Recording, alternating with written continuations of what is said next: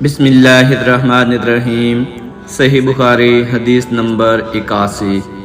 رسول اللہ صلی اللہ علیہ وآلہ وسلم نے فرمایا کہ علامات قیامت میں سے یہ ہے کہ علم دین کم ہو جائے گا، جہل ظاہر ہو جائے گا، زنا بکثرت ہوگا، عورتیں بڑھ جائیں گی اور مرد کم ہو جائیں گے، حتیٰ کہ 50 عورتوں کا نگران صرف ایک مرد رہ جائے گا۔ صحیح بخاری حدیث نمبر 82۔ رسول اللہ صلی اللہ علیہ وآلہ وسلم نے فرمایا کہ میں سو رہا تھا، اسی حالت میں مجھے دودھ کا ایک پیالہ دیا گیا، میں نے خوب اچھی طرح پی لیا، حتیٰ کہ میں نے دیکھا کہ تازگی میرے ناخنوں سے نکل رہی ہے۔ پھر میں نے اپنا بچا ہوا دودھ عمر بن الخطاب کو دے دیا۔ صحابہ رضی اللہ عنہم نے پوچھا، آپ نے اس کی کیا تعبیر لی؟ آپ صلی اللہ علیہ وآلہ وسلم نے فرمایا، علم۔ صحیح بخاری حدیث نمبر 83۔ حجۃ الوداع میں رسول اللہ صلی اللہ علیہ وآلہ وسلم لوگوں کے مسائل دریافت کرنے کی وجہ سے منا میں ٹھہر گئے، تو ایک شخص آیا اور اس نے کہا، میں نے بے خبری میں ذبح کرنے سے پہلے سر منڈا لیا۔ آپ صلی اللہ علیہ وآلہ وسلم نے فرمایا، اب ذبح کر لے اور کچھ حرج نہیں۔ پھر دوسرا آدمی آیا، اس نے کہا کہ میں نے بے خبری میں رمی کرنے سے پہلے قربانی کر لی۔ آپ صلی اللہ علیہ وآلہ وسلم نے فرمایا، اب رمی کر لے اور پہلے کر دینے سے کچھ حرج نہیں۔ ابن عمر کہتے ہیں، اس دن آپ صلی اللہ علیہ وآلہ وسلم سے جس چیز کا بھی سوال ہوا جو کسی نے آگے اور پیچھے کر لی تھی، تو آپ صلی اللہ علیہ وآلہ وسلم نے یہی فرمایا کہ اب کر لے اور کچھ حرج نہیں۔ صحیح بخاری حدیث نمبر 84۔ نبی صلی اللہ علیہ وآلہ وسلم سے آپ کے آخری حج میں کسی نے پوچھا کہ میں نے رمی کرنے یعنی کنکر پھینکنے سے پہلے ذبح کر لیا۔ آپ صلی اللہ علیہ وآلہ وسلم نے ہاتھ سے اشارہ کیا اور فرمایا، کچھ حرج نہیں۔ کسی نے کہا کہ میں نے ذبح سے پہلے حلق کرا لیا۔ آپ صلی اللہ علیہ وآلہ وسلم نے سر سے اشارہ فرما دیا کہ کچھ حرج نہیں۔ صحیح بخاری حدیث نمبر 85۔ آپ صلی اللہ علیہ وآلہ وسلم نے فرمایا کہ ایک وقت ایسا آئے گا کہ جب علم اٹھا لیا جائے گا، جہالت اور فتنے پھیل جائیں گے اور حرج بڑھ جائے گا۔ آپ سے پوچھا گیا کہ یا رسول اللہ صلی اللہ علیہ وآلہ وسلم، حرج سے کیا مراد ہے؟ آپ صلی اللہ علیہ وآلہ وسلم نے اپنے ہاتھ کو حرکت دے کر فرمایا، اس طرح گویا آپ صلی اللہ علیہ وآلہ وسلم نے اس سے قتل مراد لیا۔ صحیح بخاری حدیث نمبر 86۔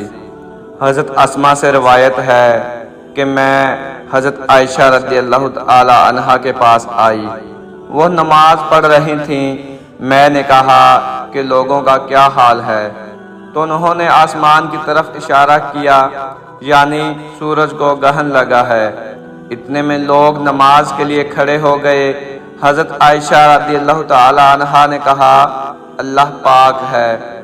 میں نے کہا، کیا یہ گرہن کوئی خاص نشانی ہے؟ انہوں نے سر سے اشارہ کیا، یعنی ہاں۔ پھر میں بھی نماز کے لیے کھڑی ہو گئی، حتیٰ کہ مجھے غش آنے لگا، تو میں اپنے سر پر پانی ڈالنے لگی۔ پھر نماز کے بعد رسول خدا صلی اللہ علیہ وآلہ وسلم نے اللہ تعالی کی تعریف کی اور اس کی صفت بیان فرمائی۔ پھر فرمایا، جو چیز مجھے پہلے دکھلائی نہیں گئی تھی، آج وہ سب اس جگہ میں نے دیکھ لی، یہاں تک کہ جنت اور دوزخ کو بھی دیکھ لیا، یہاں تک کہ جنت اور دوزخ کو بھی دیکھ لیا، اور مجھ پر یہ وحی کی گئی کہ تم اپنی قبروں میں آزمائے جاؤ گے۔ مثل یا قرب کا کون سا لفظ حضرت اسما نے فرمایا؟ مثل یا قرب کا کون سا لفظ حضرت اسما نے فرمایا؟ میں نہیں جانتی۔ فاطمہ کہتی ہیں یعنی فتنہ دجال کی طرح آزمائے جاؤ گے۔ کہا جائے گا قبر کے اندر کہ تم اس آدمی کے بارے میں کیا جانتے ہو؟ تو جو صاحب ایمان یا صاحب یقین ہوگا کون سا لفظ فرمایا؟ کون سا لفظ فرمایا؟ حضرت اسما نے مجھے یاد نہیں۔ وہ کہے گا وہ محمد اللہ کے رسول صلی اللہ علیہ وآلہ وسلم ہیں جو ہمارے پاس اللہ کی ہدایت اور دلیلیں لے کر آئے تو ہم نے ان کو قبول کر لیا اور ان کی پیروی کی۔ وہ محمد صلی اللہ علیہ وآلہ وسلم ہیں۔ 3 بار اسی طرح کہے گا، پھر اس سے کہہ دیا جائے گا کہ آرام سے سو جا، بے شک ہم نے جان لیا کہ تو محمد صلی اللہ علیہ وآلہ وسلم پر یقین رکھتا تھا۔ اور بہرحال منافق یا شکی آدمی میں نہیں جانتی کہ ان میں سے کون سا لفظ حضرت اسما نے کہا، تو وہ منافق یا شکی آدمی کہے گا کہ جو لوگوں کو میں نے کہتے سنا میں نے بھی وہی کہہ دیا، باقی میں کچھ نہیں جانتا۔ صحیح بخاری حدیث نمبر 87۔ قبیلہ عبد القیس کا وفد رسول اللہ صلی اللہ علیہ وآلہ وسلم کی خدمت میں آیا۔ آپ صلی اللہ علیہ وآلہ وسلم نے دریافت فرمایا کہ کون سا وفد ہے یا یہ کون لوگ ہیں؟ انہوں نے کہا کہ ربیعہ خاندان کے لوگ ہیں۔ آپ صلی اللہ علیہ وآلہ وسلم نے فرمایا کہ مبارک ہو قوم کو آنا، یا مبارک ہو اس وفد کو جو کبھی نہ رسوا ہو نہ شرمندہ ہو۔ اس کے بعد انہوں نے عرض کیا کہ ہم ایک دور دراز کونے سے آپ صلی اللہ علیہ وآلہ وسلم کے پاس آئے ہیں، اور ہمارے اور آپ کے درمیان کفار مضر کا یہ قبیلہ پڑتا ہے۔ اس کے خوف کی وجہ سے ہم حرمت والے مہینوں کے علاوہ اور ایام میں نہیں آ سکتے، اس لیے ہمیں کوئی ایسی قطعی بات بتلا دیجئے کہ جس کی ہم اپنے پیچھے رہ جانے والے لوگوں کو خبر دے دیں اور اس کی وجہ سے ہم جنت میں داخل ہو سکیں۔ تو آپ صلی اللہ علیہ وآلہ وسلم نے انہیں 4 باتوں کا حکم دیا اور 4 سے روک دیا۔ اول انہیں حکم دیا کہ ایک اللہ پر ایمان لائیں، پھر فرمایا کہ کیا تم جانتے ہو کہ ایک اللہ پر ایمان لانے کا کیا مطلب ہے؟ انہوں نے عرض کیا اللہ اور اس کا رسول زیادہ جانتے ہیں۔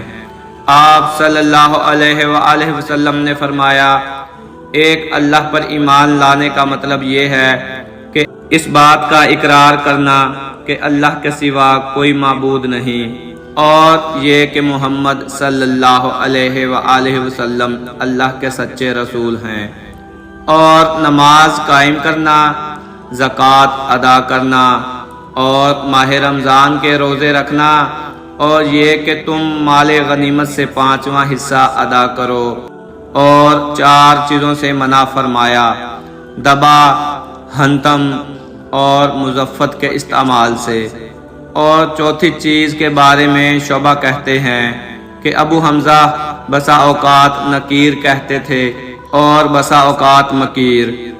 اس کے بعد رسول اللہ صلی اللہ علیہ وآلہ وسلم نے فرمایا کہ ان باتوں کو یاد رکھو اور اپنے پیچھے رہ جانے والوں کو بھی ان کی خبر کر دو۔